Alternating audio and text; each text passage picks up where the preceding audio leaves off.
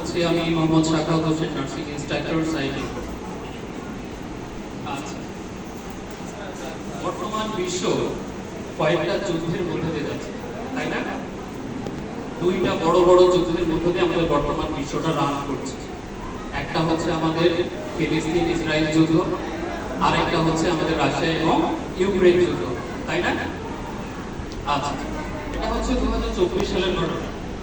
যদি আমরা 100 বছর পিছিয়ে যাই, 150 বছর পিছিয়ে যাই, তখন দেখতে পাই একবারে 1853 থেকে 1856 সাল, সেই সময় বিশ্বের যারা রুলিং স্টেটের দায়িত্বে ছিল, ঠিক আছে, চারটা দেশ।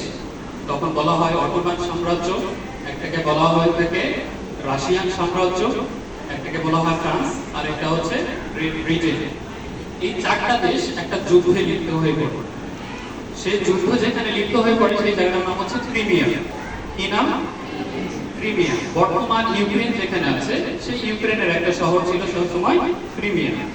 এই ক্রিমিয়া শহরে সেই সময় যুদ্ধ শুরু হয় এবং বড় বড় যে দেশগুলো আছে সেই কান্ট্রিগুলো এই যুদ্ধে অংশগ্রহণ করে।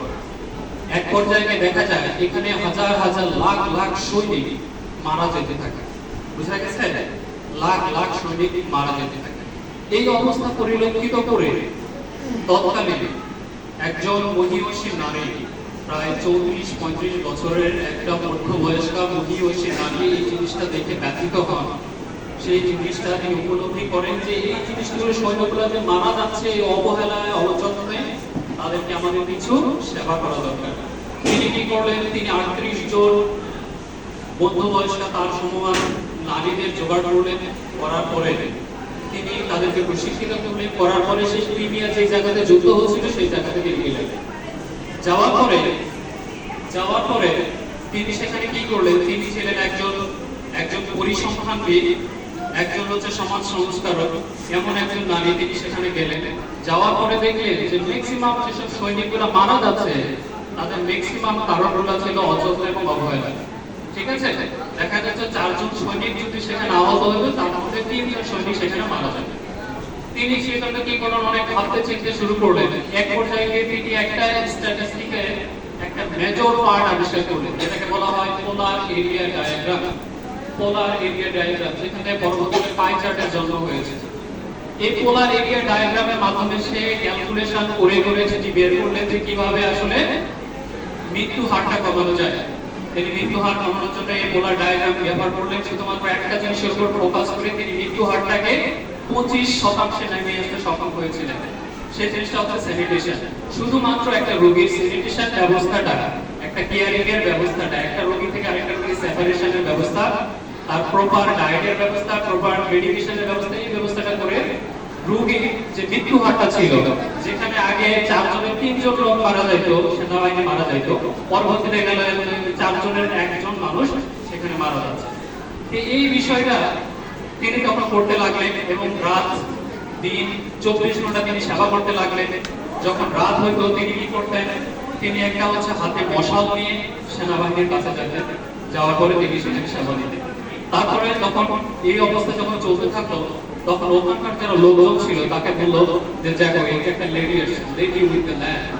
যার কথা বলছিলাম তিনি হচ্ছেন ফ্লোরেন্স নাইটিঙ্গেল। আধুনিক নার্সিং এর পথিকৃৎ বলা হয় তাকে। তার হাত ধরে 1954 সালে এই নার্সিং প্রতিষ্ঠান যে পেশাটা আছে সেই পেশাটা আমাদের এস্টাবলিশ হয়। জন্মের সূচনা লগ্ন থেকে নার্সিং পেশাটার উদ্ভব, কিন্তু সেটাকে কখনো পেশা হিসেবে দেখা হয়নি। ঠিক আছে, পেশা হিসেবে সর্বপ্রথম পাওয়া হয় 1953 সাল, আমাদের যে ক্রিমিয়ার যুদ্ধ, তারপর থেকে। সেখান থেকে শুরু করে 2024 সাল পর্যন্ত 170 বছর প্রায়, এই 170 বছর সম্মানের সাথে এই পেশাটা আমাদের স্বাস্থ্য সেবা সেবায় অঙ্গ প্রত্যঙ্গ ভাবে জড়িয়ে আছে। আচ্ছা, এরপরে 1947 সালে WHO ওয়ার্ল্ড হেলথ অর্গানাইজেশন গঠিত হয়। গঠিত হওয়ার পরে নার্স যে বিষয়টা আছে, নার্সিং যে পেশাটা আছে, সেটা আরো ওয়েল এস্টাবলিশ হয়। ওয়েল এস্টাবলিশ হওয়ার পরে তারা ঘোষণা করেন একজন ডাক্তারের বিরুদ্ধে 3 জন নার্স দরকার। কতজন? একজন ডাক্তারের বিপরীতে 3 জন নার্স প্রয়োজন। তারা এই বিষয়টা উপলব্ধি করলেন এবং সেই অনুযায়ী ঘোষণা করলেন। এরপরে আরো একটা জিনিস উপলব্ধি করলেন, মনে করা হয়তো সে সময়ের সমাজে যে নার্সরা হয়তো কারো কোনো সহযোগী, তারপরে তারা ঘোষণা করলেন যে নার্সরা আসলে কারো সহযোগী নয়, they are not the subordinate of any other health professionals। বুঝতে পেরেছো কি? তারপরে তারা ঘোষণা করলেন যে নার্সরা কারো অধীনস্থ নয়, তারা স্বতন্ত্র একটা পেশা, শুধুমাত্র অন্যদের টিম ওয়ার্ক হিসেবে সেখানে কাজ করবে। এই পর্যায়ে আমরা বাংলাদেশ নার্সিং এর যদি একটু খেয়াল করতে যাই, বর্তমান বাংলাদেশে ডাক্তারের সংখ্যা আছে, রেজিস্টার ডাক্তারের সংখ্যা প্রায় 1.5 লক্ষ। দৈনিক ইত্তেফাক অনুযায়ী এই সংখ্যাটা প্রায় 1,79,000। তবে এর কিছু তারতম্য হতে পারে। যদি আমরা এই হিসাবটা ধরি, তাহলে বাংলাদেশে নার্সের সংখ্যা প্রয়োজন প্রায় 5,30,000। কতখানি? 5,30,000 নার্স বাংলাদেশে এই মুহূর্তে প্রয়োজন, যদি আমরা একজন ডাক্তারের বিরুদ্ধে 3 জন নার্স কল্পনা করতে চাই। কিন্তু বর্তমানে এই সংখ্যাটা বাংলাদেশে কতখানি আছে তোমরা কি জানো? কেউ জানো? কেউ জানো? বর্তমানে বাংলাদেশে রেজিস্টার্ড নার্সের সংখ্যা মাত্র 95,000। ডাক্তারের সংখ্যা থেকেও অনেকাংশে কম। বুঝা গেছে কি? শুধুমাত্র ঢাকা বিভাগে ডাক্তার আছে 93,000, রেজিস্টার্ড ডাক্তার আছে 93,000। সেখানে আমরা পুরো বাংলাদেশে যে নার্স আছে শুধুমাত্র 95,000। তাহলে এই যে বিপুল একটা ঘাটতি আছে, এই জায়গাতে আমাদের কর্মক্ষেত্রের বিশাল একটা সুযোগ আছে।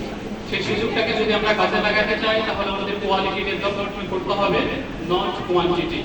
আমাদের কোয়ালিটির দিকে ফোকাস হওয়া উচিত, আমাদের পড়ালেখার দিকে ফোকাস হওয়া উচিত। শুধুমাত্র বাংলাদেশের চিত্রটা এমন নয়, বিশ্বের সব কয়টি দেশে, উন্নত দেশ থেকে শুরু করে অনুন্নত, উন্নয়নশীল সব ধরনের দেশগুলোতে এই অবস্থা বিরাজমান আছে। জাপান কি উন্নত কান্ট্রি নাকি অনুন্নত কান্ট্রি? উন্নত কান্ট্রি, উন্নত বিশ্বের একটা কান্ট্রি হিসেবে জাপানকে আমরা পরিগণিত করি। সেই জাপানেও নাকি নার্সিং সংকট আছে।